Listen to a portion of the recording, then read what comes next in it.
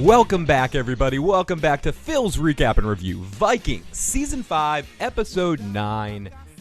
A simple story. And this is going to be a simple podcast by a simple-minded individual. That individual is me, sitting here in the seat today this Friday afternoon to talk about this episode of Vikings. Thank you to everyone that pops on in here during the broadcast. Sorry that we were not on right after the episode aired this week or on Thursday.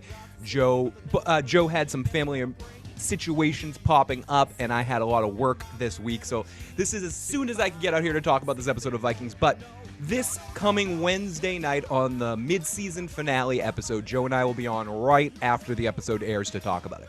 I'll also be alone with you today. Yeah, that's right, you have to spend a Friday afternoon alone with Luigi. And we're going to be talking about this episode of Vikings, A Simple Story. It's a fun episode of Vikings. Sort of a character-driven episode of Vikings, and this is part of what I like about these 20-episode seasons. Unlike the 10-episode seasons in the past, and I would say this is why I like this season a little bit better than last season, where they were just getting used to the 20-episode structure. I feel like everything feels a little bit more natural in the right place at the right time in this particular season of Vikings. Maybe a little bit, I wish, or a little bit more of a battle in the last episode, but it does seem like we're going to get another battle next week and another big lead up, and the previews for next week look fucking insane. If you haven't watched it, check it out, or check out King McKay's breakdown of the preview for next week. It's really fucking awesome, and I'm excited for this season finale and to see where this season goes. We also got our Rollo mention, which I think is just a shout out to say Rollo will show up eventually. The Franca army was there, a whole bunch of fucking shit.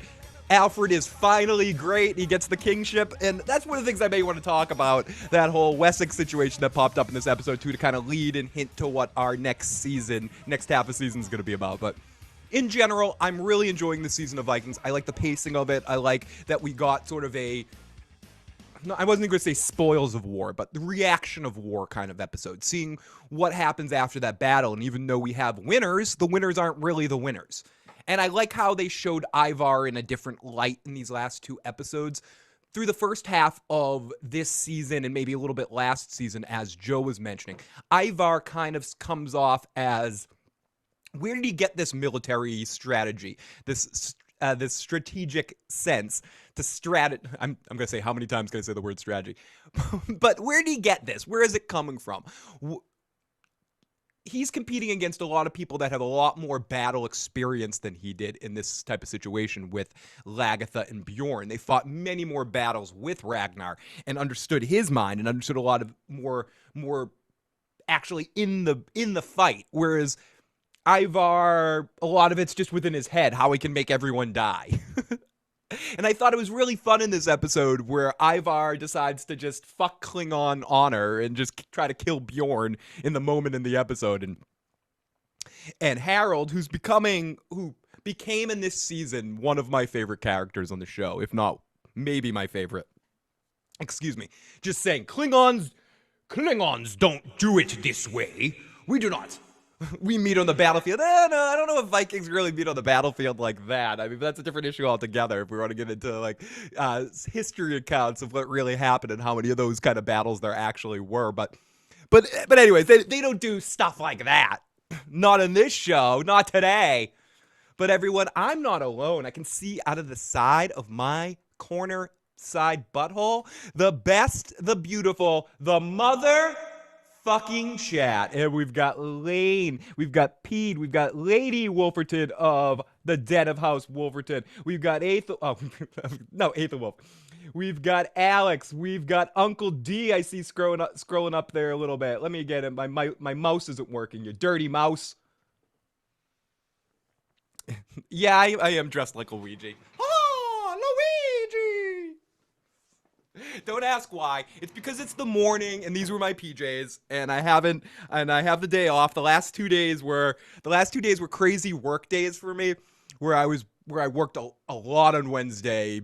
Fucking Wednesday was crazy and yesterday a little bit. So it was a little bit of a crazy couple of days. So last night I got home and I just put on the PJs and I went to bed. And I woke up this morning with the intention, to get ready and change, but I said fuck it. Vikings and Luigi go together like peanut butter and crack rock. You know, they're just perfect combinations. And also, I want to show right here in this cup, right here, this tea, this hot tea will be the very first caffeine I have has entered my body in probably almost 2 years. So this is going to be an interesting situation at the point in time in the podcast where I drink some tea and get filled up with crazy amounts of caffeine and start running around like Sonic the Hedgehog in this fucking crazy fucking studio here. So let's get into. Lainey didn't even notice the Luigi outfit. Great to see you, Uncle D. Great to see Mike in the live chat. Great to see Broke. Great to see everyone in the live motherfucking chat. Ian. And yes, let's get into this episode now. A couple of other things that happened in this episode. Aethelwulf died, and Aethelwulf died after giving a big speech. You know, the get one for the Gipper speech with the Vikings. We're gonna get these Vikings. We're gonna beat them. We're gonna beat them on the beaches. We're gonna beat them in the streets. We're gonna beat the Vikings' asses.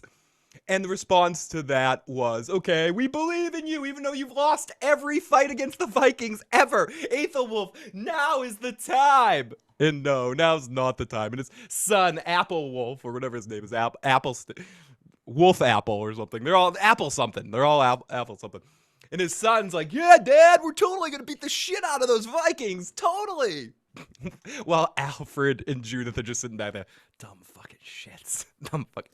So the episode continues on a little bit, and yes, Aethelwulf was killed in this episode by a bee. So he goes to his room and he starts flipping through the books, and there's a bee on one of the pages, and he like swats it away, and it stings him on his hand. And he, which I thought was kind of like a really good acting moment, he giggles like, huh, my life sucks. And then before we know it, they flash off to him in a bed. Truth be told, if any of you guys really hate me, and I know there's probably one or two out there that are watching my podcast that hate me, you know, like hate watching or something, or, you know, you say you support me and you don't really, whatever. You know, if you really want to get me, it isn't not showing the channel, it isn't showing a dislike, it's bees, okay? I'm the same way, let alone back in Viking age when probably anyone this could happen to, but I am Macaulay Culkin from My Girl. If I got stung by a bee, I have a certain amount of time to get an adrenaline shot stuck in my ass. I've only been stung twice in my life, and both were when I was a kid, so if there was a bee in this room right now, this would be me. Ah!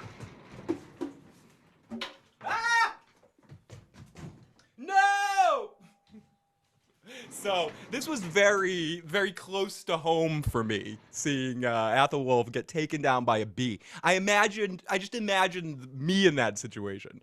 And life is like that, and sometimes you get everything done, you're given the speech of a lifetime, and then a fucking bee destroys you.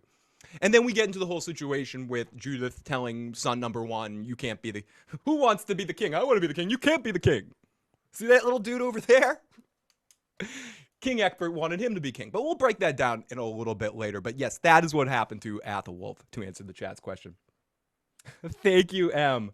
Great to see M in the live motherfucking chat. Glad you were able to join us today. Great to see everyone in the live motherfucking chat. And we got, hey, doing show. And absolutely sorry I had to say thank you. But before we go any further in this particular podcast, I think it's time. I am alone. And I don't have my trusty co-host with me, but whenever I do a show, Joe is not far behind. So let's see what Joe had to say about this particular episode, as Joe Dirtylocks is here. So let's listen to Joe's voicemail that he left us to talk about his thoughts on this episode of Vikings. Hey, it's Joe Dirtylocks calling in on voicemail here. Just wanted to give a little comment about the Vikings episode. One part I really enjoyed about the episode was the bee sting. The king died from a bee sting. Thought it was fantastic. Like they set it up in an earlier episode that he was allergic to bees, but I can't really remember. But I really like the way they did that and the way that took place afterwards. Yeah, I'm not sure. Like, I don't remember them setting that up earlier. Like, it didn't flash in my head when I saw the bee, but I thought that was really done well too, Joe. I think we often forget in the world that we're watching on Vikings or in some other shows of the age. And I think Vikings has done a better job to remind you of these things with Bjorn's daughter, with a lot of childhood deaths that we see here and there around the way. But I thought this was another good example of showing you in this day and age, in the Vikings day and age, if someone gets stung by a bee like that and they have any aversions to bee stings, they're fucked. There's nothing they can do. I would have been wiped out of the Viking world very quickly. So I actually really like that aspect of it too, Joe, as I'm talking to fake Joe. Aside from that, the rest of the episode was largely kind of boring to me, along with the surprise French, Rollo's troops showing up. How long has it been since that battle? How long did it take those French troops to muster, to get on ships, to go all the way across the North Sea or wherever the fuck they had to go to get to them? In fairness, Joe, I definitely agree with you. They yada yada'd a lot of the middle part of this episode in times where I think they could have shown more. And I don't know if that's because they couldn't get Rollo and there should have been like the season. This is just one of those minor points of plotting out the season where I think that I don't know if they couldn't get Clive this season, but it seemed like there was a missing episode of the trip to go see Rollo. It kind of happened in a blink of the eye where Hitsuck's like, I'm going to see, or Ivar says, you go see Rollo tomorrow, and Hitsuck's like, I'm going, and then 2 scenes later, Hitsuck's like, I'm back, here's Rollo's soldiers. It was really quick, and they didn't show the ships leaving really. Maybe they did. It's been a couple days since I've seen the episode, but I remember thinking it felt very like an extremely quick turnaround. Been resolved yet. They had the one battle and that was it. King Finehair and all his men and Ivar and all of them, they just camped outside of Kattegat for that long. Just a little weird to me. Maybe they went home. I don't know, just weird. But wouldn't make sense why you'd let a third of the troops run away. Again, that wasn't really clear, but I think they were all back at Bizarro Kattegat, the whale station. I think they had gone back to Finehair's kingdom, and they were all hanging out there for a long, extended amount of time. Again, I agree with you that it wasn't clear the amount of time that had passed, even more so than previous episodes of Vikings, where it's almost obvious that they do a time jump, because they did a 6-month time jump or something here, whatever it was, that would actually take the time for the Vikings to get to France and back with all the soldiers. I don't know how long that would actually mathematically take. I could stop and try to figure it out, but a while. Let's say 6 months it was. They didn't make it clear.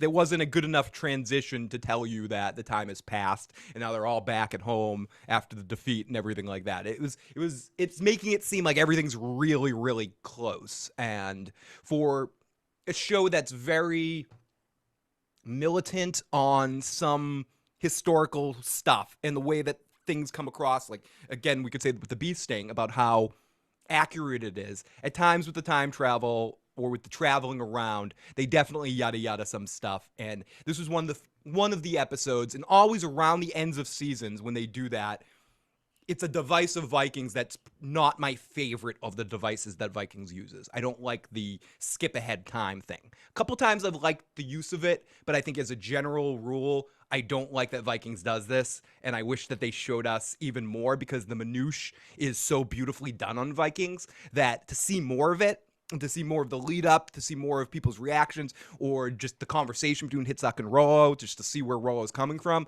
I think is all very needed for the narrative of these amazing characters in this world that you've created, or put a magnifying glass on, because it's a version of our real world. So let me continue with Joe Dirty Cox's message. And you're crushing them that much. Why wouldn't you fall them down on the boats and crush the boats, but burn the boats, kill all the men? But I don't know. We'll see where it goes. Anyway, sorry I missed you all, and have a good night and day. Awesome. Joe Dirty Locks, who's dealing with a family situation today. Lots of love to Joe, and lots of love to his awesome fucking family, who's kind of like my family too. So lots of love to all of those motherfuckers over there. So let's get Joe off the screen. Get your dirty ass off the screen, Joe. Bloody fucking Talker's in the live motherfucking chat. Great to see you, Bloody fucking Talker. Who, if you haven't already, check out Bloody Talker's on our Star Wars spoiler review, and we will hopefully get the Bloody Talker on something again in the future as well. Had a lot of fun talking to him. Anyways, So let us continue now. I guess it's as good a time as any. Let's actually get into this episode. Recap!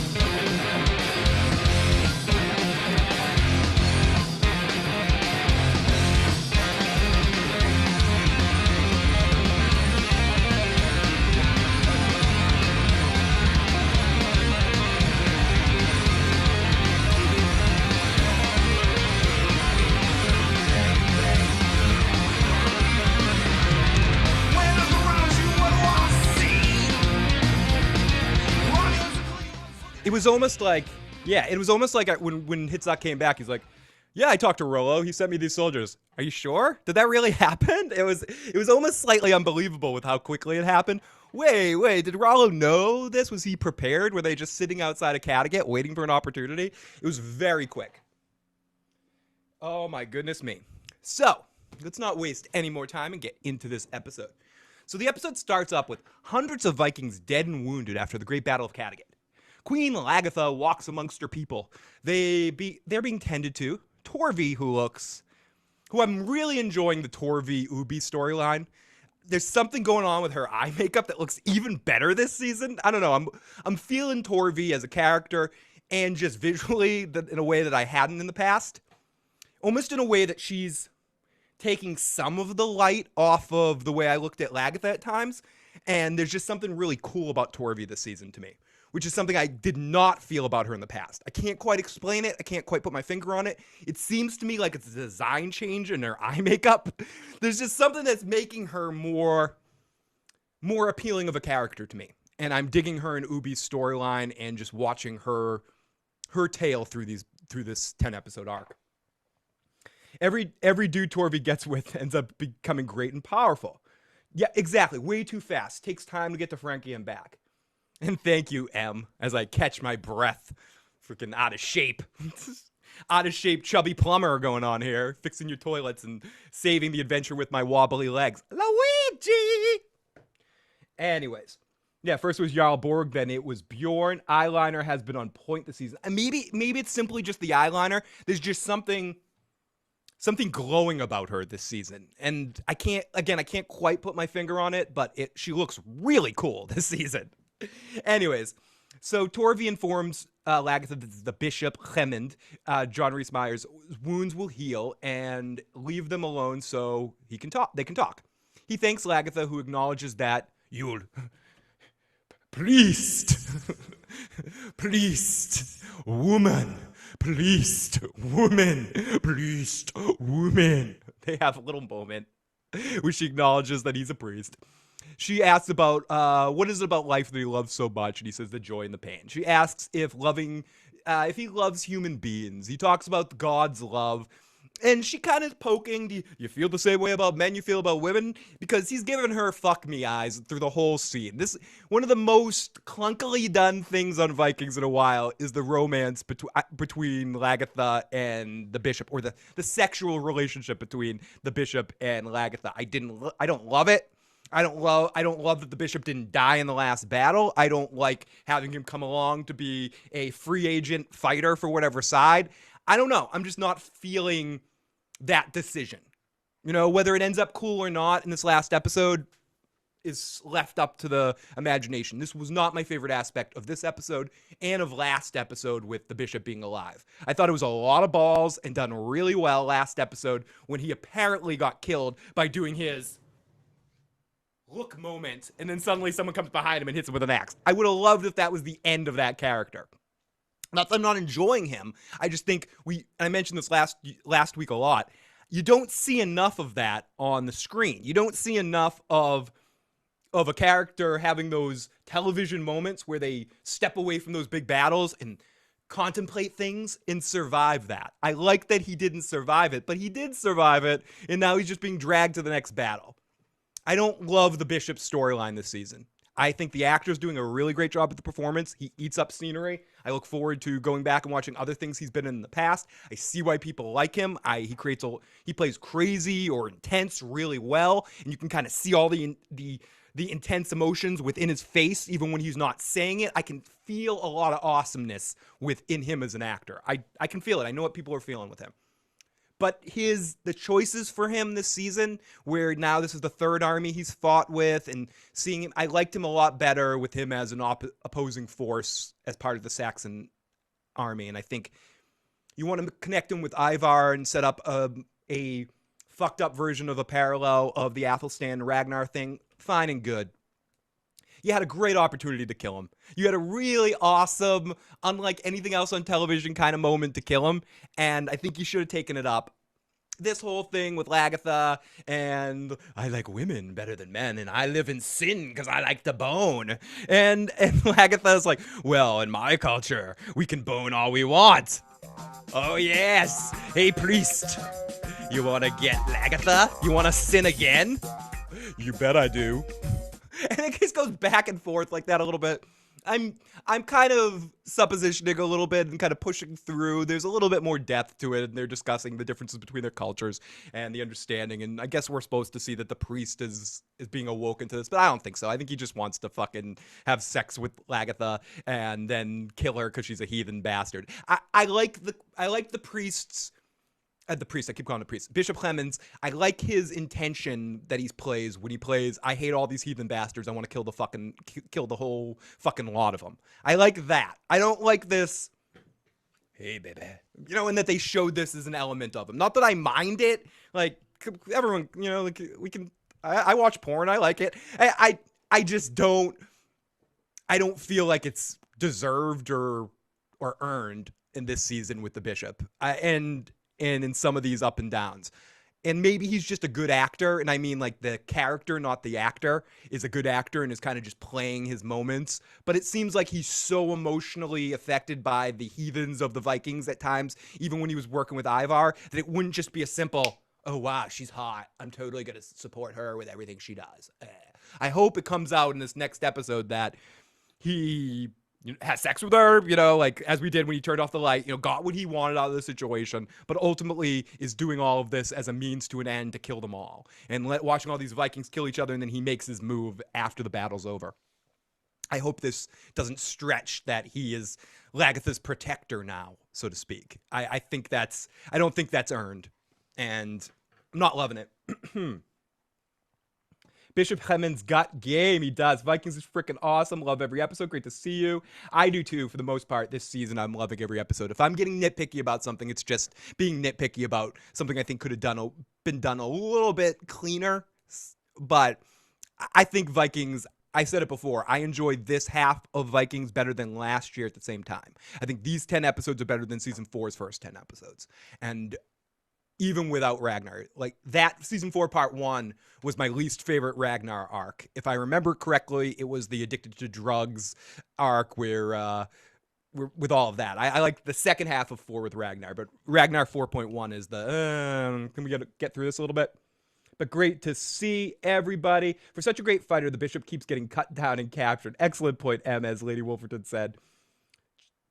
Check out this, here we go. How about Aethelwulf dying from a bee sting? Yeah, we'll talk about that again in a second. We're right at the beginning pick. We're in the first interaction between Bishop and Lagertha's. Lagertha tried to get with Athelstan too. She does like Catholics, King Ecbert too. No, it makes sense from Lagertha's standpoint. And I guess it does make sense. Tell me I'm wrong. It's fine. Maybe it's just that this episode in some ways felt at times a little rushed. So there wasn't enough time to have him live there and see that time passes. Maybe it's just more of, not that it wasn't earned, that it didn't have the time to blossom. Where I think the events of this episode could have taken 2 episodes. This is a one minor nitpick on the whole season arc as it was spelled out. I think the events of this episode were deep enough and had enough weight to it in story to it that you could have extended this to a 2-parter on some level. Then you could have shown Hitzak going to see Rollo, and even it would have seemed a little bit quick with the travel, but I think it might have been a little bit more effective, just for me. For you, it might have been for you, it might have been perfect. For me, it was a little. I found myself a little wanting. Excuse me. Bees are deadly before EpiPens and still deadly with them. Well, stupid people like me that don't carry EpiPens. As I mentioned, people want to get me. That's the exact way you could kill me. I'd have to get to a hospital. I always figure I'm close enough to a hospital to drive there, and I got like a little while. It's not like I get stung by a bee and I instantaneously die. I have some time, so all I would need to do would be go to a hospital, go save my life, shoot me with the overpriced EpiPen. Thank you. No, I love you, Nick. Great to see you, buddy. Great to see everyone in the live fucking chat. Motherfuckers. You motherfuckers. So she asks if he loves human beings. Let's go back. So then we go over to King Fine here. And he confesses to spending many years in sin. He wants to know why she didn't kill him, but she doesn't quite know. She didn't kill him because of sexiness. So King Harold Fine here tells Ivar the Boneless that they had the advantage, but that you still lost. You fucked it up. You had a plan and you fucked it all up. And Ivar says, but you approved of the plan before I told you about it. And Harold says, well, your prowess in battle is, your strategic bullshit is overstated. From now on, I'm not listening to you, bitch. And Hitzak interrupts this mess with saying, you know what? I should totally go and see Uncle Rollo. He told me he'd support me anytime he wants, which does connect to a scene we saw before. And Harold goes, what do you think we should do, Ivar? And Ivar says, Hitzak, get on the next fucking train to Clarksville now, motherfucker. Get over there. And he sends Hitz out to talk to Rollo. Then we get into our Floki situation. We see Floki talking with, I have their names written down because I stole this from a different article. I'm reading a summary from another article. Not something I wrote myself. So I'm going to try to pronounce these guys' names. Sorry. He talks with Kajetil. We'll call him K. He talks with K, Adam Copeland, who wonders why Evanwind, that douchebag there, is truly staying there. If he hates the way Floki's doing things, what the fuck is he even doing here? And he's sure that E wants to become the new king of the land. And he's trying to turn everyone against Floki and anything Floki believes in so that when it comes down to the point of picking a leader, he'll be the most attractive choice. And this episode in that storyline deals with how far he will go with that. And the fact that he has his sons doing all the action. He's just kind of sitting back, walking through everywhere, looking at everything. Meh. We got a lot more focus in the Floki scene in this particular episode. And for the most part, I enjoyed it. I like that. I like this storyline from Floki's standpoint. But some of these other characters and some of the other fights that are happening, I'm more invested in Floki. Like, the moment that was really intense for me in that scene was after everything is going down, after it all is set off, and Floki grabs the axe to go and kill the guy, but he stops and then walks off. Anything with Floki in this storyline, I'm enjoying. Some of the other people that I feel like I don't care enough to get to know is a little less interesting to me. Sometimes when new characters are introduced on a show like Vikings, I'm all for it. Sometimes it takes me a little while to warm up to them, and I haven't warmed up to the characters on Iceland quite yet, except for Floki. And I thought it was pretty interesting what was happening in here. I just was less invested than I wanted to be, and I think it's on me because it takes me a while to get to know someone before I feel comfortable with them. And it's taken me a season and a half of knowing Harold Fine here to have him be one of my favorite characters. So it's very easy that one of these characters could grow to be one of my favorites. And I like the parallels of the showing. Is K only advising Floki to do all of this because he wants to be the leader? Like it makes you question what all these people even came for and all came with Floki. Do they believe in what he's trying to possess there? Are they all trying to take leadership role of this place? I think it's done well. I'm just not invested in it as much as I probably should. And this was a bigger episode. This episode helped because we got more there instead of 3-minute scene here, 3-minute scene here. We actually got some meat and we went back here. It was one of our prime focus locations in this episode, and I enjoyed that.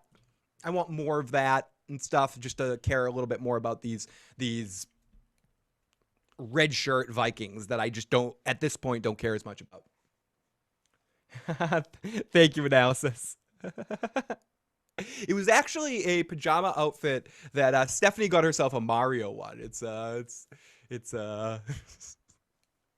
was very happy when she got me this. Agree. Would have liked to see the meeting between Rollo and Hitzak. Yes, Brian, for sure. How much convincing did it take? Someone mentioned this earlier in the chat, but I would have liked to see Rollo go, "You're fighting against Lagertha." Like, see the decision-making process in here that he's going against. His only rule was don't kill Bjorn. I don't know. Great to see your analysis. I hope Rollo dies. Still hate him, says Casey Atheist.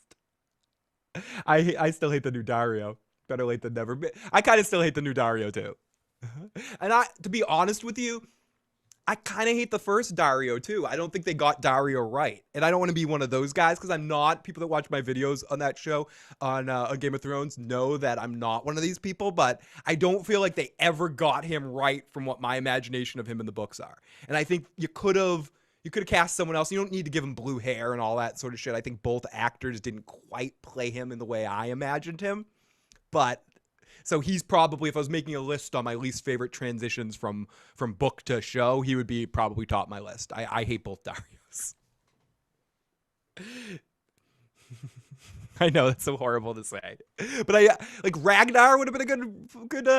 I mean, Ragnar would have been a better Euron, but Ragnar would have been a good. He could have played that part too. He could have played Dario. I don't know why I just went to Ragnar. Maybe we're talking about Vikings. That's why. But can we recast him again and have Ragnar play him, or can we recast Euron and have Ragnar go over there? Anyways, I wonder if we're gonna get the big reveal that Bjorn is Rollo's son. I wonder too. That's a big point of contention. The fact that why'd he say make sure you keep Bjorn alive, not any of his other friends, not Floki, not Lagertha, who's someone that he's had problems with, but he is relatively close with. It was Bjorn, and there's got to be a reason for that. So, excellent point, M. So, okay, so Floki and yada, yada, yada, Floki, blah, blah, blah. So we get King Harold, who meets up with Astrid, and she's thinking about their child. He asks her, "What are you thinking about?" Deep thoughts with Astrid. Deep thoughts with Jack Handy. When a baby... let me actually I want to read one.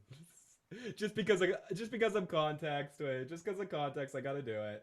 I gotta do it because I'm an asshole. Deep thoughts, Jack Handy. Okay, so I'm such an idiot. Maybe in order to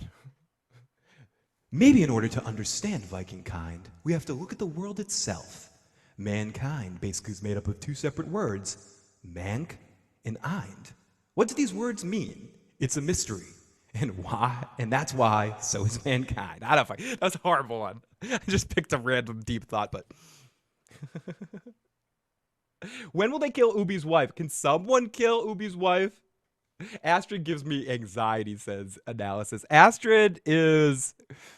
Yeah, she's gonna cause some big death of some kind, or she's dead person walking here. So anyways, King Harold asks Astrid if she's thinking about their child when she's in deep thoughts. She tells him if they go to war, he cannot tell her not to, or if they go to war again, he cannot tell her not to fight, and she needs to do what she needs. The Klingon inside her needs to hear the warrior cry in the battlefield in the moment to truly be Klingon. Otherwise, you're gonna run into an Alexander situation. Rest in peace, Alexander. But it's two people will know what I meant there. It is a fucking rest in peace, Alex. I can't believe that dude's dead. But so she says she wants her child to be a warrior. She tells him she isn't happy because many people have died, and how can he expect her to be happy? Okay, my question here is, what is Astrid's motivation? Does Astrid really believe what she's saying here? I don't think it for a second. Is she trying to find an opportunity to run back to Lagertha? I don't know about that either. I mean, I think probably, but I think she's almost getting to the point where, and maybe I'm projecting this, that as much as, and this is something I think Vikings is doing marvelously, you're marvelous, that King Finehair, in the way that they're showing him and his interactions with Astrid, it's making me, on a subtle level, forget, not completely, but on a subtle level, forget how he got her in the first place. You know, how he brought her to that place, how he kidnapped her. It shows to me, like, when you watch those scenes with him talking about her or talking to her, you believe, and I think this is a credit to the actor playing it, that he really cares about Astrid, that he cares about what happens to her, that he cares about this child. And I keep missing from just like a quick mind association level that I'm like, oh, he's actually a nice guy. You know, like that's the inside voice going on. Where really he's a fucking kidnapping fucking son of a bitch. And she could be thinking on some level, I'd rather die than raise a kid that's not even his. You know, I got gang raped and I'm having a child. I don't know if it's King Fine here or one of the members of the gang raping. Lagertha's giving me dirty looks on the battlefield. The next time I go to battle, I'm going to run the Lagertha, and if I die, I die. Like, it's not worth living and bringing a fucking child into this world and live with this fucking piece of shit anymore. So I don't know what her motivations is in my imagination or my supposition of her feelings. I'm thinking that it's her wanting to die or wanting to risk going back to Lagertha, and if it means her death, fuck it. So she wants to be in battle so she can die and get a rest from all of this. At least that's how I view her. And that's why I think you feel a little bit of anxiety analysis, because it's her wanting death, which is, with death in general, is a fucking anxious kind of thing. Tick, tick, tick, motherfucker. And if you want to run towards the clock, it's fucking scary. Brian, I think Astrid really wants to fight in the battle so she can go back to Lagertha's side. Very possible, Brian. It could be as simple as that. Not simple, but it could be, that could be the description as well. Not necessarily that she wants to die, that she wants to have the opportunity to run across the battlefield and fight on Lagertha's side. And my question is, in the meeting that they had, could she have done that there, where they're all lined up in the Dragon Pit meeting? She will kill Harold first. Astrid wants power. No, but she is conflicted, says Lady. Oh, yeah, he's delusional or evil. Astrid was a captive. Now she's fine here, is a captive of her. She will go back unless she dies in battle. She gives me major anxiety because it's a ticking time bomb for Fine here to find out she helped Lagertha and the baby ain't his. It's just tick, tick, tick, motherfucker. But I got to admit, being a lot more invested in this story than I thought I was going to be. And it's a credit to, I'm going to credit more to Harold Finehair, the actor that plays Harold Finehair. He, and I do have his name. Let me say. What is his name? His name is Peter Franzen. Now, I'm going to give Peter more credit than I am to Astrid, but I think she's doing an excellent job too. She's very emotive in her eyes. And she's an example of someone I wasn't feeling when she was first on screen, what I was saying about the Floki people. I'm starting to feel Astrid, and the actress has some, I don't think she's, this is going to be such an acting note, I don't think she quite has an understanding. I'm going to do a Star Wars thing. My pupil's good, but she doesn't have a good understanding of the living force. I think the actress that plays Astrid has an excellent Josephine Asplod. Asplod. I think she's exceptionally. I think she's an exceptionally good actress with her eyes and in her face. Her body doesn't quite, like her mannerisms and the way she moves around, I think is not quite there yet. I think she has some serious potential as a good actress, because she has these fucking amazing emotive eyes that I could see in a film where she doesn't have to do much, just a focus on her eyes telling a whole story. So she's both impressed me, and I felt like she's a little inexperienced in the way, in like body movement acting. And maybe I'm dating myself back a little bit too much to my theater, to my theater school, but there's a little bit of that with her performance, that I think she doesn't know what to do with her hands. Her body's like, but her face and everything she emotes with her face is done really, really well. Again, just my opinion. Agreed, Phil. Hated Astrid at first, but she's like, felt like a tag-along character, but I like her storyline, and I'm really digging her character now. Paul's like, you mean that heroin chic girl? It's funny you say that. If she played like a heroin addict or a drug addict in a movie, I think she'd be exceptionally good at it. Like showing that shit in her eyes, or someone going through withdrawal or something like that. I think something more cerebral would be more her cup of tea, because those eyes really kind of penetrate me.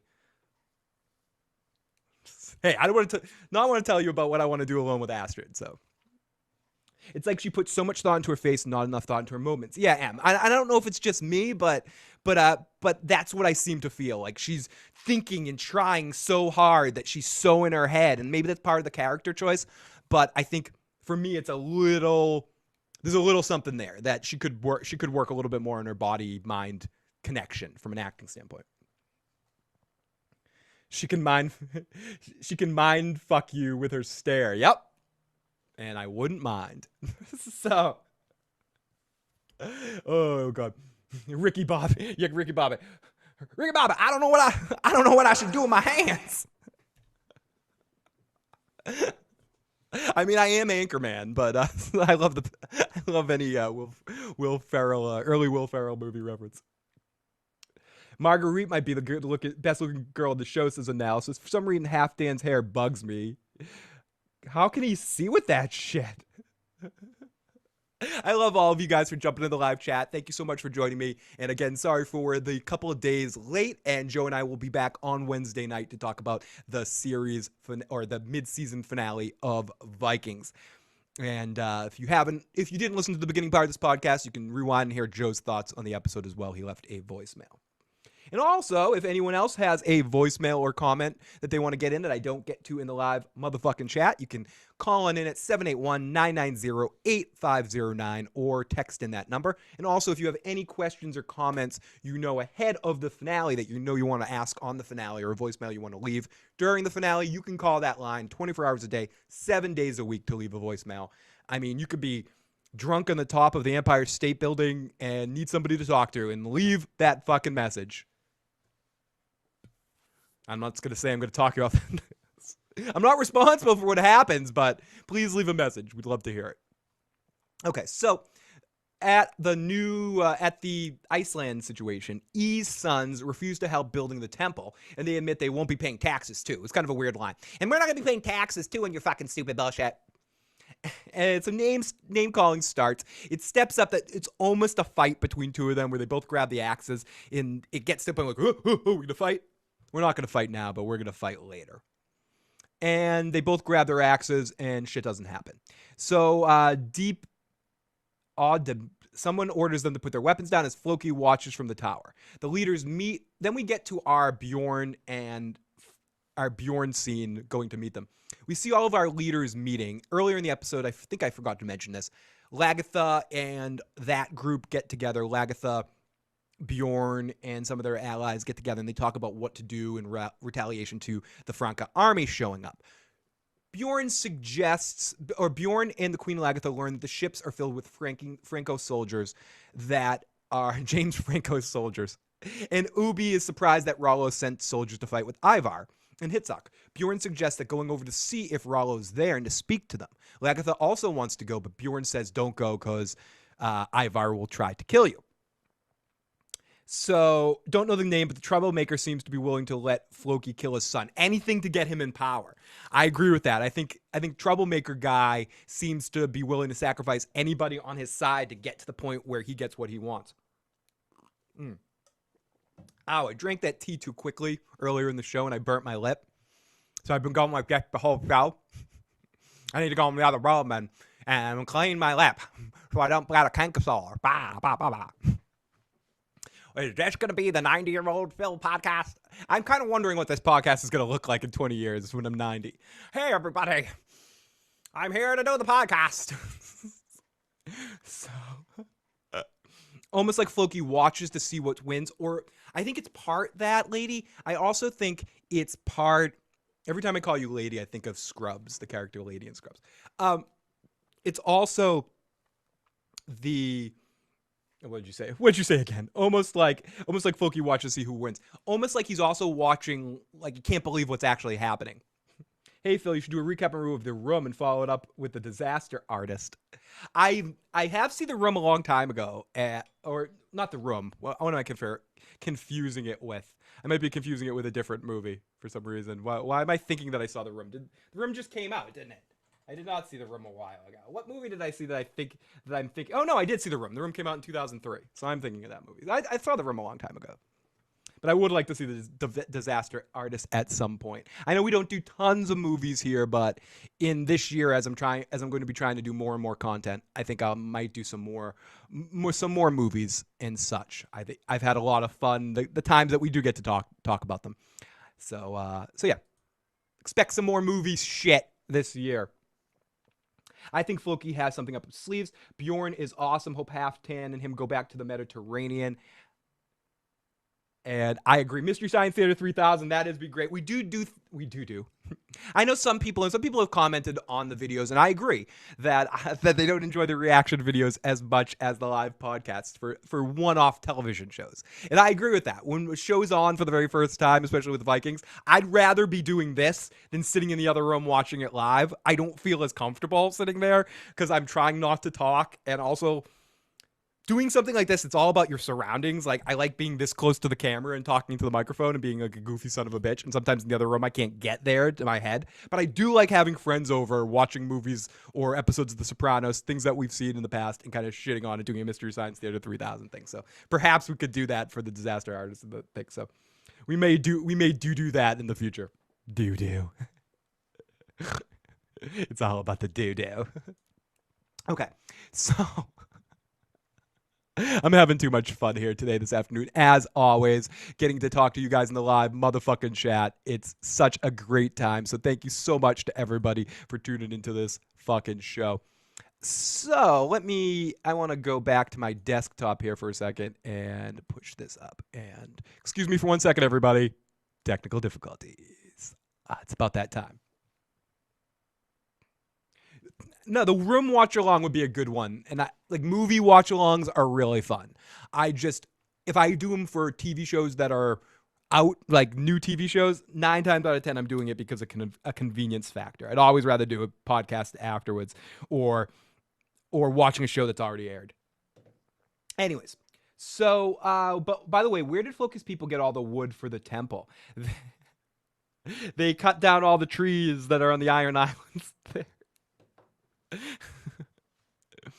Again, it's an example of why the time thing on the show isn't always the best. A lot of time's gone on in this period of time. We're supposed to probably imagine almost a year's passed since they've been there. So it's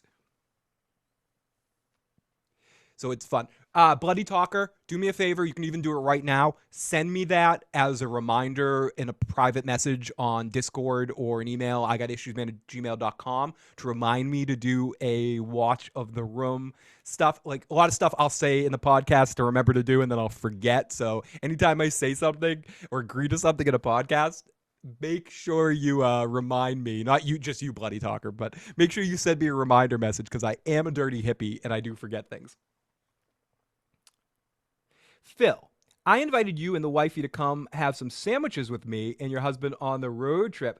Absolutely. She told me about that, and we are going to be doing a road trip, and we are going to try to stop and have as many sandwiches with people on the road out to Con of Thrones as we can. We're going to be driving from Massachusetts all the way out to Texas, going through the South. As we get closer, I will go over our schedule and see if it makes sense for us to be able to meet some folks along the way at some bars for some drinks and shit like that. So hopefully we will get to meet some of you guys, whether it be out at Con of Thrones or somewhere along the trip, some of you guys that are in the U.S., so at least in the eastern part of the United States. So we're leaving, I think, May 18th or 19th. So as we get a little closer, probably at the beginning of May, I'll go over our itinerary and where we're going to be at what time, so we can hopefully meet up with some of you guys. And Alex, what about the room watch along? All things remove themselves. By the way, weird folks people get all the wood for that. It is a good fucking question. Reminder sent. Great question. After she smashed that fuck, I got you. Thank you, everybody.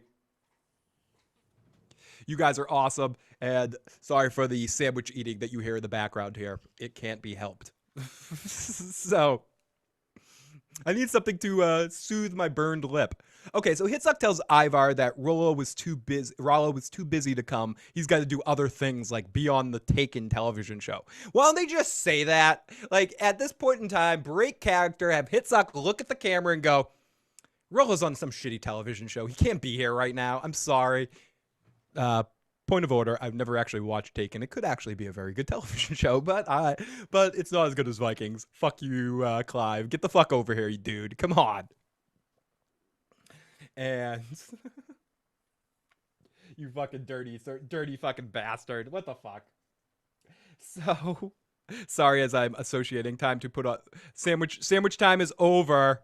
Sandwich time is over. Time to fucking get back to your show, asshole. Come on. What are you doing? What are you doing? Do you even care about your audience? Fucking showing them Jean-Luc Picard during a fucking Vikings podcast. What the fuck's your problem? Don't you have the Vikings technical difficulties symbol up? And isn't it legal in your state, asshole? Sorry. Anyways. So let's continue. Hey, great to see Cammy in the live chat. Cammy, I didn't get a chance to get back to you, but thank you so much for those messages you sent me right before I came on this morning. Cammy, you're fucking awesome and super appreciate that amazing gift. Fucking amazing. Sandwich time is never over. Paul says we couldn't afford him, but he said. And sandwich time, baby.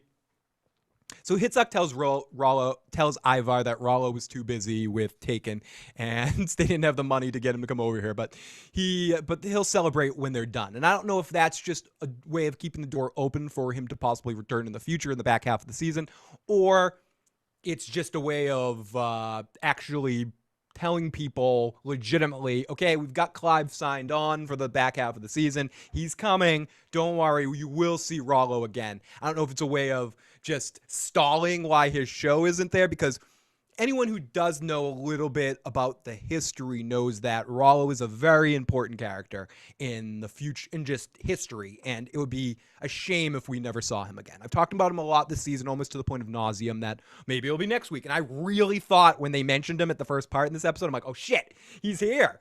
And I know people are pissed at him. I still hate him. I want to see him fucking suffer for what he did to the Vikings. And I mean, there's a lot of fucking shit we could talk about. A lot of Rollo talking shit I could get into. But I still love him as a character, and I think he's such a well-developed character from being one of the, pardon the expression, OG Vikings, original Vikings that we had on the show. So anytime we can get into those characters, they just mean more because there's been more time to establish them and scroll through. There's specific elements to break this rule, but I think in general, when you have a character that's been from the beginning, that they've spent so much time developing, they always will add more to a show when you bring them back in. And I don't even want to tell you what I'm thinking about. Suddenly, my mind flashed to the new 90210 and CW when the old 90210 characters would show up. And it was like, I don't care about these new pieces of shit, but now the old characters are here. I give a fuck what happens to Kelly Taylor. It's totally the same thing. I think I just lost half my Viking audience, but still. This is a TV channel, not one particular show. I watch way too much television. Oh my fucking God. Al, Red Sox fan. Great to see Al, Red Sox fan. Someone said earlier there was a preview somewhere with him in action. What it was, I think I saw the same thing, that in the preview to the season, right before the series started, they did a series of previews from each character's perspective, and Rollo got one where you saw him talking about the new season, what looked like to me, where it seemed like, and I'd have to rewatch it, he seemed like he was in Franca costume, and the actor looked like he lost a little bit of weight and stuff too. And he had a shorter haircut, and he was talking about about season 5 and how like lots of great stuff was to come for his character. I don't know if they recorded that stuff at the end of last season and they were just showing us to us, or they've actually filmed shit with Rollo and they're just waiting for the right time to show it. I honestly don't know, but I don't want to spend too much time because I've talked about it a lot this season already, but I do hope we see Rollo again, and this episode was a little bit of a tease, and it wasn't necessarily a horrible tease, but again, I feel like the episode could have been that much better if we had a little bit more time in it, and we actually got to see Rollo and Hitzak have that conversation, and get to understand Rollo's motivations a little bit more. But that's just me. Dylan is now Archie's father, which is what got me to start watching fucking Riverdale as my new guilty pleasure show. It was specifically because Dylan McKay is on it. Da da da da da da da da. Oh my goodness. Marguerite is annoying. Someone fucking kill her. We're about to get to that point pretty soon. That can someone please kill Marguerite? This part of the show is called Will Someone Please Kill Marguerite?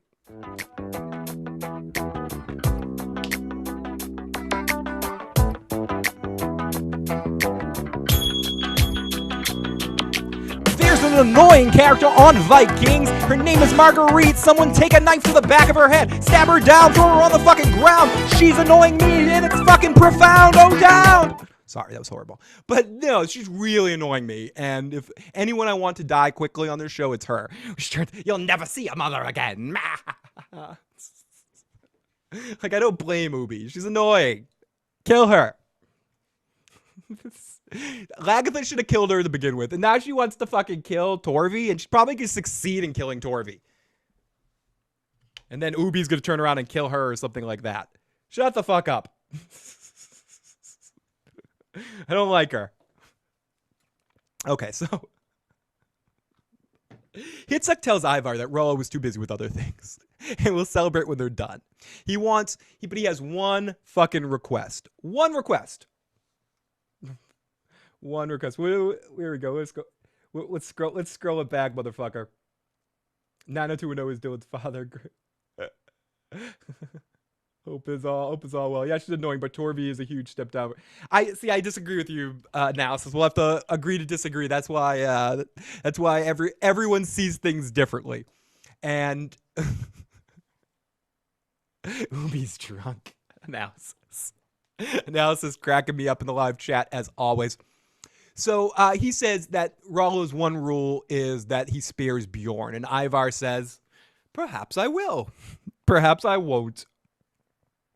The Vikings then we go back to Iceland, and the Vikings start to have a very well lit ceremony where they sacrifice a goat to the gods, and they drink the blood of the animals.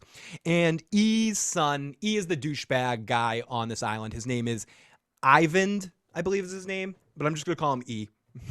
E's son interrupt the ritual, and they grab one of the dudes, and they pour blood all over him. Floki eventually just erupts to like a huge fight, and this is the scene that I really liked. Out of all the scenes we got on Floki Island, this was my favorite scene. Floki violently grabs a dude, goes to pick up his axe to fucking hack him to shit, but he ends up being stopped by the girl, I forget her name, and he drops the axe or was Edge that stopped him? I forget which guy stopped him. So he drops the axe and he runs off as everyone looks on, where E gets this look on his face like, just what I wanted to happen, which I think he's doing all these things to unnerve Floki and make sure that anyone who could be opposed to him colonizing this new land looks insane or looks outdated, and they're this new, kind of like a new focus on the Viking group. I mean, it's done pretty well. I thought this scene specifically was the best scene in the episode for the Floki stuff because of seeing Floki's conflict. I said this many times before. I'll say it one more time. I'm not as invested in the storyline as I want to be, even though I enjoy what's going on and I enjoy the performances. It has to do with the guest actors that are playing opposite Floki. I'm just not emotionally invested in any of them quite yet. So to me, it's bullshit, Floki. Bullshit, Floki. Bullshit, Floki. Like, so a lot of times in those scenes, that's what's going through my mind, and I'll get over it eventually. Especially if they're continuing, I'll get TV Stockholm syndrome with them eventually, and just go, I love these guys, but it's not quite there yet. Shield Maiden, not a babysitter. She's a better babysitter than Rollo's first wife, Siggy, right? Siggy, who is also, speaking of guilty pleasure shows, also Will Schuster's wife on Glee. And what else is she in? She's also in Nip Tuck, playing Gina on Nip Tuck. And she carries over from one show to a next show, Ryan Murphy show to another show. She's also on Heroes as the fire girl that has the fire powers. I like that actress. She plays that character really well. And yes, she's the worst babysitter of all time. But eventually you do get the TV Stockholm syndrome. You get used to certain characters and you start liking them and you start doing whatever. And TV Stockholm syndrome will be explained a little bit more in Joe and Phil's 10 Rules for Television audiobook, coming soon. This coming holiday season. Oh my goodness. TV Stockholm. I've said it a couple times, but I want to make sure I don't remember that. I don't forget that. IMDb Phil. It's too many hours just reading IMDb Phil. And I don't know character names pretty well, but I do know what shows they're on. What high school play? She was in a version of Sound of Music playing Brigitte, and she was incredible in that. I saw an early videotape of her. And that's how Ryan Murphy found her originally. No, I don't know. She was also in a version of Our Town because every high school play has a version of Our Town. Love you, Casey. Lady, have a great fucking day, lady. Thank you so much for popping on in, Jen. Always awesome to see you. Lots of love to Jen. And, okay, so the Vikings in the new land, they begin sacrificing. So then we go to the bishop, who makes his way through the Viking camp as they start yelling and throwing shit at him as he's running through the streets. As I walk the streets for money, I just gotta find another girl. Put away your makeup. Sorry, everybody. Sorry, Police fans or Sting fans. I just destroyed your any memory you have of the song being good. So the bishop walks his way through the Viking camps as they repeatedly knock him down into the ground. He rises up with his staff and he gets knocked down again. Eventually, he makes his way over to Lagertha, who goes, "What are you doing, dude?" And he goes, "I want to talk to you about everything." He says, "Listen, I feel like you might have all the answers." And then he goes into like Macking 101, where he says, "You know what? I feel like you might know all the answers and you have everything and it's all about you connecting the levels." And he feels like they brought together because of fate. He goes, "Baby, you ever hear something called fate?" Lagertha says, "I've heard it before. You want to try a different line on me?" But she is interested and fascinated. And in his religion and understanding, because she does have that association to Egbert and Athelstan. So she has a warmth to this, and he kind of feeds right into it. So the bishop was captured, or what? He was captured in this situation. He was almost killed in the last battle, captured. They yada it a little bit in the episode. Torvi says it briefly at the beginning that he's healing, and now he's captured, and now he's in Kattegat, so he can walk free amongst Kattegat like any of the other servants can, I believe. So he finds his way over to Lagertha while he's still recovering. And this is where the time thing doesn't benefit the show again. From the time of the beginning of the episode to the end of the episode, or when we see him eventually in next episode, probably, again, many, many months of him healing. And they kind of just skip ahead where he's in this big battle. Now it's 6 months later where he's limping around and walking through. So I think this is just supposed to be a little bit later with him making his way out of where he's supposed to be recovering to come to Lagertha. Here we go, incident. And here we go. So, as you can hear me eat my sandwich, he tells her that he says, "I'm interested and fascinated, and we have more in common than you know." She's like, "Totally, we do." "Yeah, we totally do." And he goes, "Listen, we're gonna like fight again soon, and I should totally fight for you, and I will like die for you too because you're like totally awesome." And he claims to have known her his whole life. And she asks him if he really wants to sin again. And she's like, "Listen, dude, I know exactly what you're doing, but it's been a while. Yeah, I don't mind. I'll do this. I don't care." Like, she decides, you know what? You're kind of cute or whatever. And she goes, "You want to sin again?" And she shuts off the light and proceeds to, she shuts off the light and turn down the lights, as you can tell, always when I'm stalling. She turns out the light and suddenly,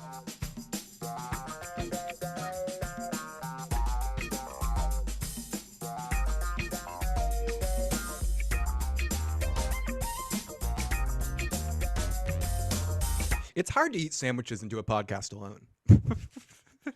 when I'm doing a podcast with someone, I always have sandwich eating time. So I end up having to play sound cues and make up excuses to play porn music and stuff, just so I can have a moment to truly take a good bite of the sandwich. So he tells her they're gonna fight soon and he's gonna be on her side, and he blows out the candle as they're gonna do it. They're gonna do it.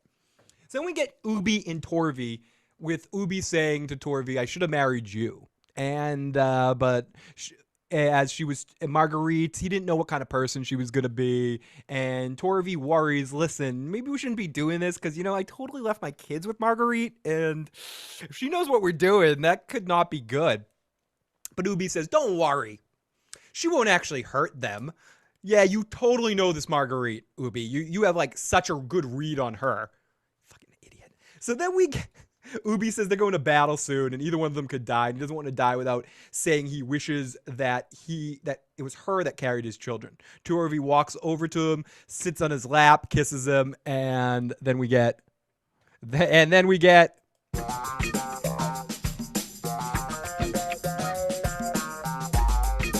some more fun. So we get Marguerite, who looks at the deck and either has a vision or we see future to come or whatever. I like how this was done. It was almost like a bad trip. Like she's having a flashback on some mushrooms she took or something like that. And she sees Torvi and Ubi kissing. But suddenly she's called and brought out of the dream by Torvi's children. She calls the children stupid and tells them that her mother's dead and died in the battle and she'll never see them again. And only see him come back as a ghost. So then we see Bjorn meeting Ivar and Hitzak, who tells Rollo, goes, where the hell's Rollo? And says Rollo sends his love. Rollo sends his forces to them because he sees what they're doing as justice in their eyes. Would have liked to hear that from Rollo himself. Ivar says that Lagertha murdered their mother and doesn't deserve the kingdom.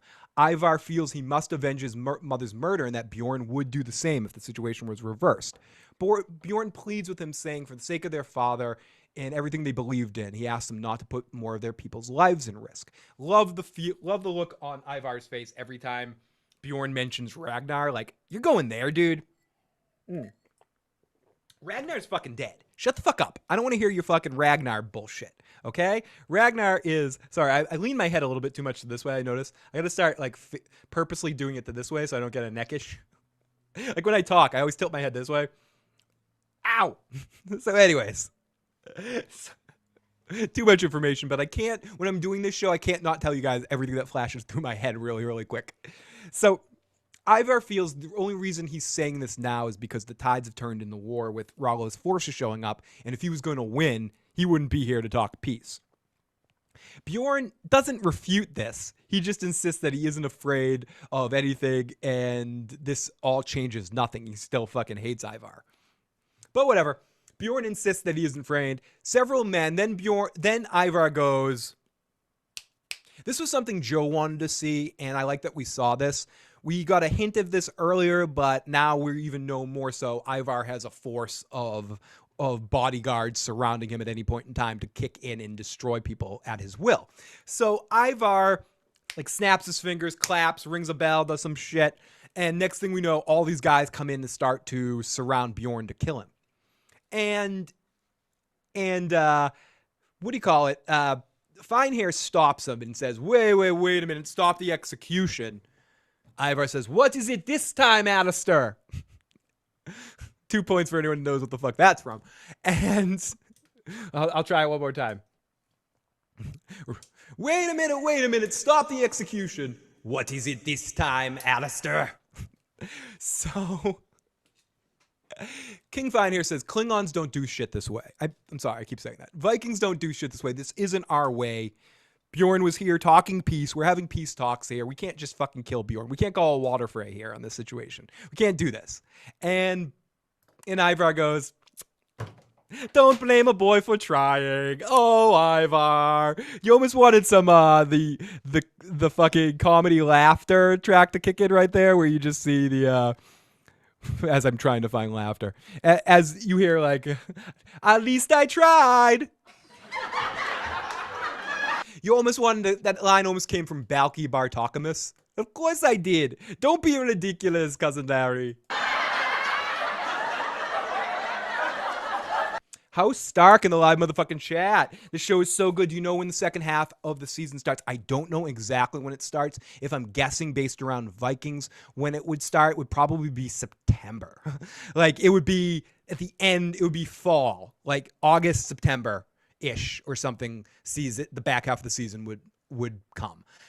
They usually take a good, healthy amount of time between seasons. I don't think we're going to see it as soon as the spring. I've fallen for that trap again. I'd have to look at last year, Viking Season 4, to see about the timing of when everything was released. Maybe I'll do that at the end here. Let me see. Let me see this motherfucker. Vikings Season 4 wiki. Let me see. I will answer your question at the end here. Or no, let me just end it. Let me answer it right the fuck here. So last year, the first half of the season was in February. And then the back half was... March, April, in November. So February to November. So I guess that would make sense. I think we're getting it now. We're getting it now, and then we're going to get it in like September or something like that when shows come back. Monty Python. No, not Monty Python, but good guess. Good guess. It's from I'm gonna wait to see if anyone knows in the chat, in the comment section after the fact, if anyone knows what that silly thing is. It's a TV show. I'll say that. It's from a television show. James says, is this the Walking Dead review? No, it's not the Walking Dead review. It's Vikings review. But I can talk about the Walking Dead for a second if you want. Maybe I could be called the Walking Dead. You know, there's on some level, I'm getting to that point in life where you could call me the Walking Dead. So yes, House Stark. I would guess September, but it could even be later than that. It could be November again. But I'm assuming since this season started a little bit earlier than last year, they might start the next half a little bit earlier than last year. Cammy's like, no. Much love to you and all at House Stark. Except for one. Anyway, no, and I don't mean you. I just mean a certain redhead. So, anyways, is it still snowing like hell outside? I don't think so. Let me look outside. No, today is a pretty nice day. Which I have my puppy dog going, walk me, bastard, walk me. Okay, so Harold says, we can't fucking do this. We can't kill Bjorn in this situation. Ivar says, well, it was worth a try. Bjorn is sorry. Rollo had to get involved with this quarrel. He sure as he had worlds to conquer on his own. So then we go to the other section of this episode I haven't talked about quite yet. And thank you, James. It's actually a blanket. It looks like a poster, but it's not. It's something I can blow my nose on. It's a like a fleece blanket kind of thing. That it's one of those things I'm like, do I use this? Because it's very, very comfortable, or do I put it on the wall to display it? I decided to display it instead of showing it because if I used it and washed it a couple of times, it'd be all fucking faded and crap. But I know I have a lot of problems right now. And Better Call Saul is not coming back as soon as I want it to come back. I always want to say that. Poopy. So in Wessex, King Aethelwulf meets with the lords, telling them they're great, everyone's great, the heathen army was just a precursor to more attacks, we got to gather together and fight all these people, and even though I've never won a battle against them, you guys all need to believe me that I can beat them this time. And they all cheer on and they believe in him, and yay, King Aethelwulf, King Applewolf. They're going to figure out the best way to deal with this threat. So after the meeting, Aethelwulf takes his crown, takes it off, starts chilling in his study, and he opens up a book, and he's flipping through the pages. We talked about this earlier, and there's a bee in there, and he touches the bee, he shoos the bee away, but he's stung on his hand, and he gives this smile like, my life sucks. And then they quickly flash to him in bed. Again, I mentioned this is the way you want to kill me. This is how you kill me. And he's stung by a bee, and he's in his bed where he's just fucking dying and blind and looking like shit. And his son Athelred, another Athel, we'll call him Applered, and that's too convenient. Like, I want to call him Athelred. I want to respect this character, but And this is nothing against the characters. It's more respecting my mispronunciation skills. And with a name like Aethelred, I got to call him Applered. And where Applered is already at his side.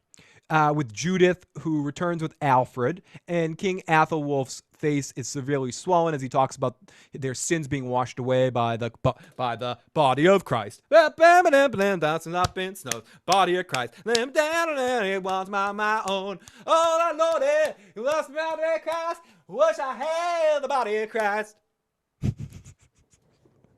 Sorry, Faith Plus One is my favorite fucking 90210 episode. I mean, 902 South Park episode. Oh, good point. Good. Sell Breaking Bad till your fucking head spins. Sell them shits. No finer show exists. I cannot wait. I'm about to start a rewatch of Breaking Bad in anticipation of Better Call Saul, just to kind of fill up the time of the Gilligan universe. And I'm very, very excited that it's time for a Breaking Bad rewatch. The symbolism of the bee sting. There's so much, and it comes back a few times. Everything he's been through. The story of this guy's life, of every time he is the Paula Abdul song. 2 steps forward, 5 steps back. And you don't even get to have sex with a cartoon cat at the end of it all. It just sucks for this guy. I feel bad. Hey, anytime, House Stark. I'm wonderful in public. I'm a wonderful time on a date. I'm so lonely. Me too. I'm so lonely. Scat cat. I love the live motherfucking chat. And if you guys aren't watching this live and you're checking out this Viking recap and you're to this point, definitely jump in the comment section, let me know. But also, if you can at all, join us Wednesday night after the East Coast broadcast of the episode of Vikings. Will be on at 10 p.m., 10:15 Eastern Standard Time.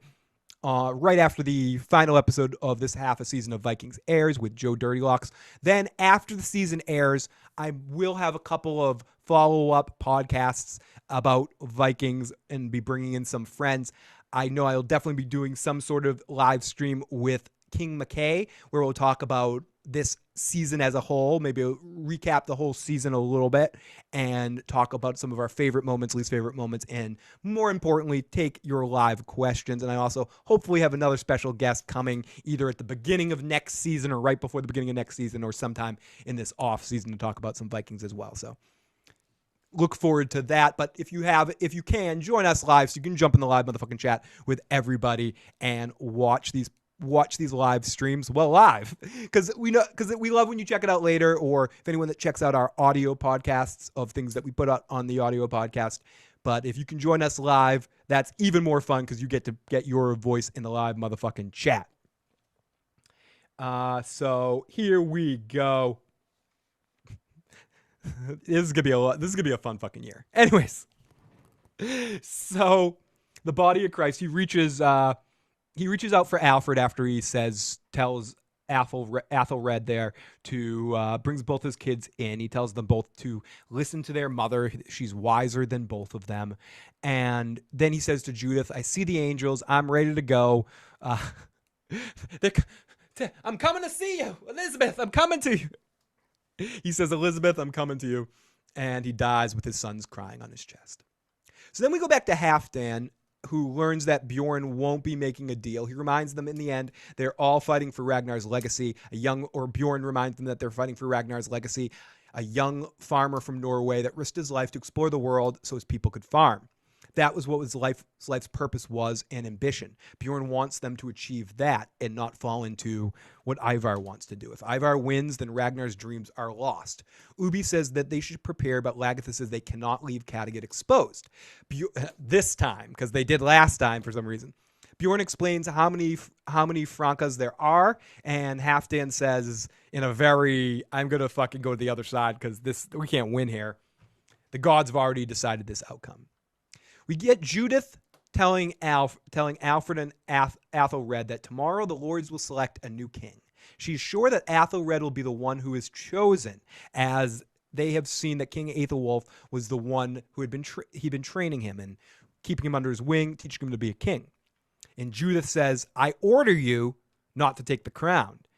Aethelred at first refuses, and he kind of bitches about it, and she goes in this big long description about Alfred was sent to Rome. Ecbert, we need his kind of king. We don't need another warrior king like your father. Alfred needs to be the one. Ecbert prepared him to be the one. And I don't know how to say this exactly, because he did challenge it, but he ultimately agreed to this very quickly. And maybe he respects his mom enough to listen to her, and he listened to his father's dying wish of listening to his mother. But I question if I was in the same situation, if I would have in the moment when offered that position, when later in the episode, when they actually in the moment offer him the kingship, that he wouldn't have just taken it for himself.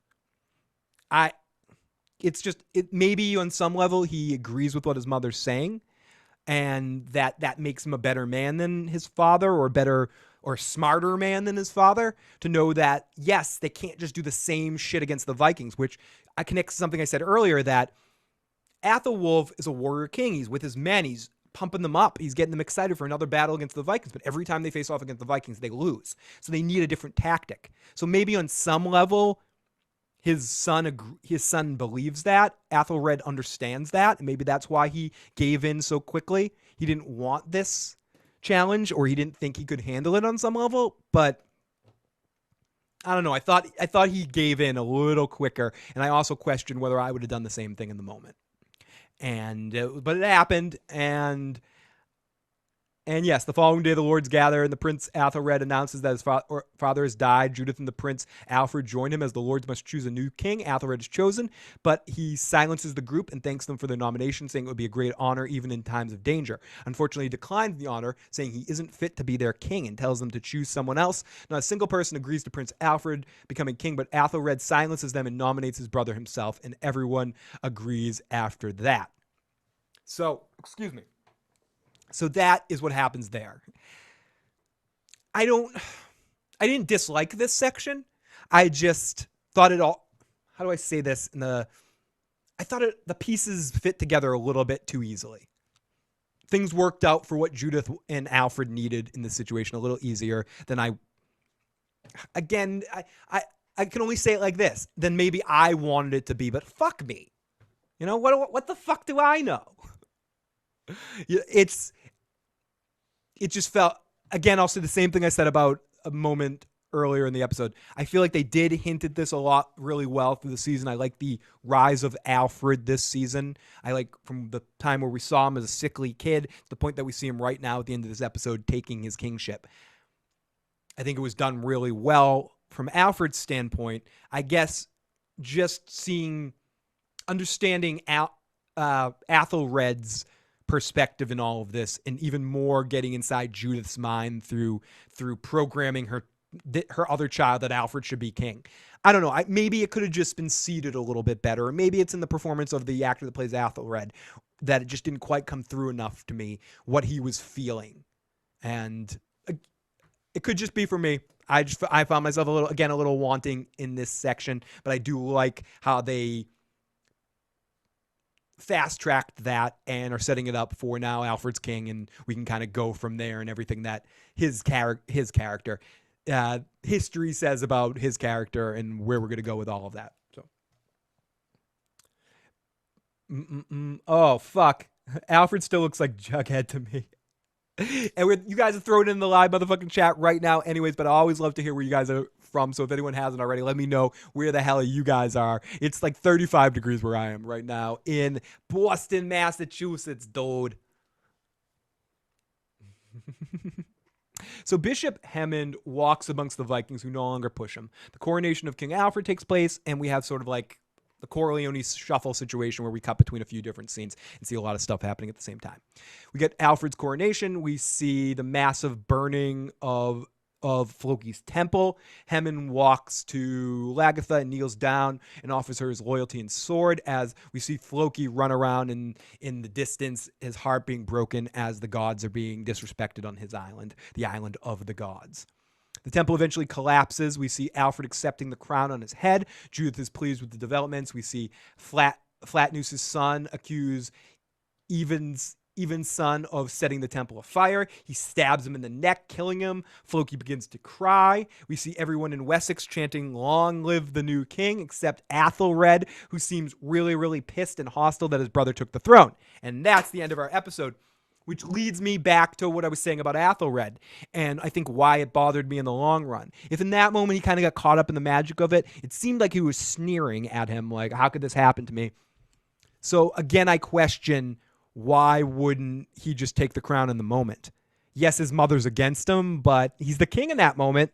I mean, he loves his mother. He's listening to his father's final wishes, that his mother's smarter than both of them to listen to her. So he's conflicted, and it's going to be interesting to see how that character progresses and what Alfred eventually needs to do about him, when he's going to probably be undermining him at every chance he gets. And that's our episode of Vikings leading into next week's episode. I'm very excited to watch it. Can't wait.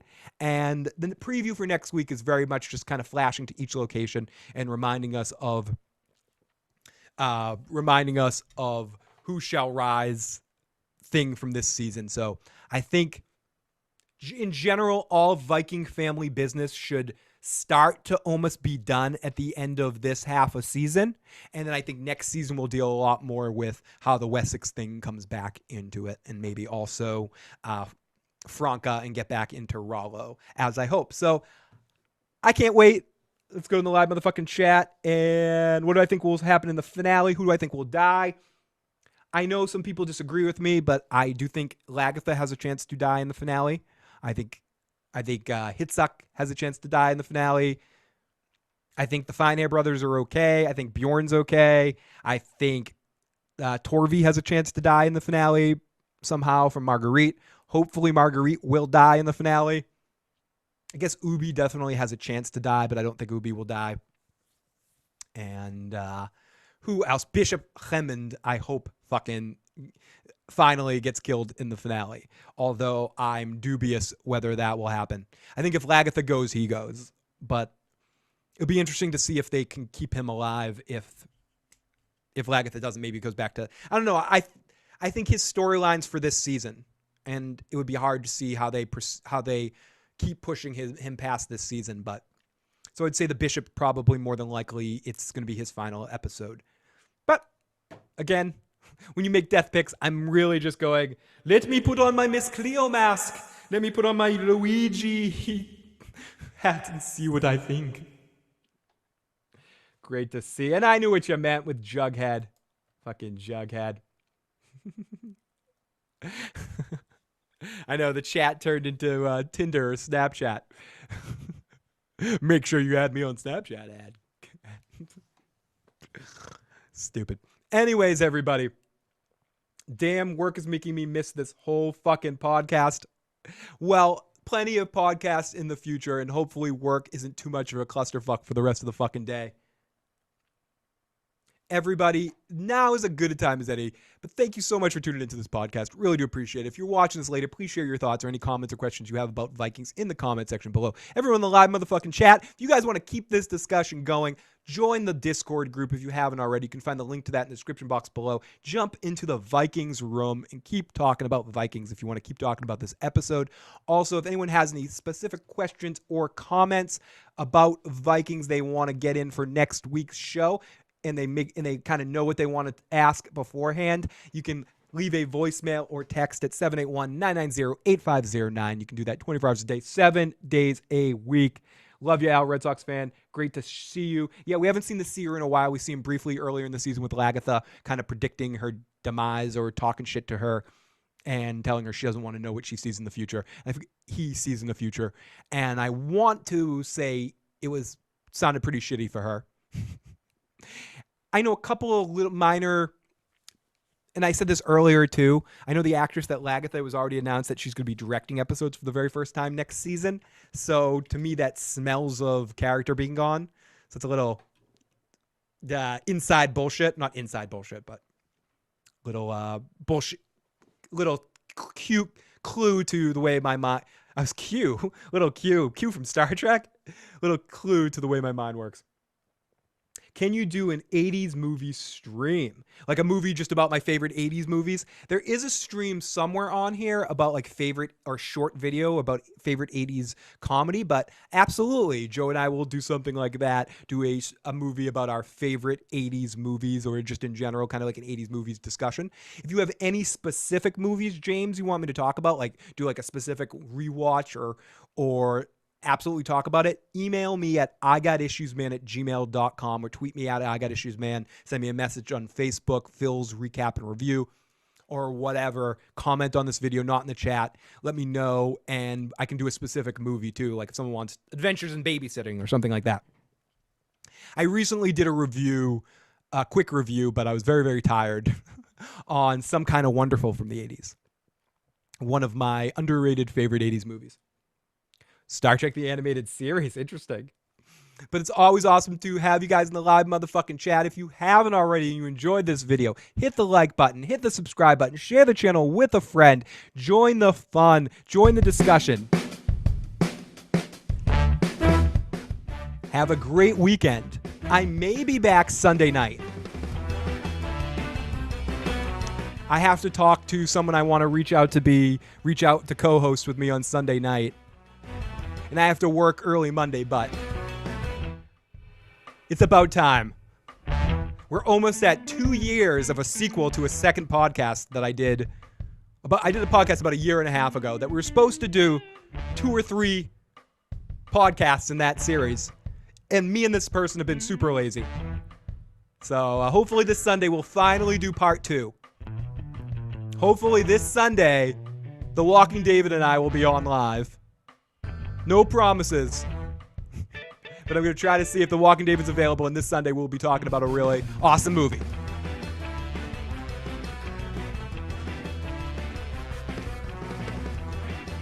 Goodbye, everybody!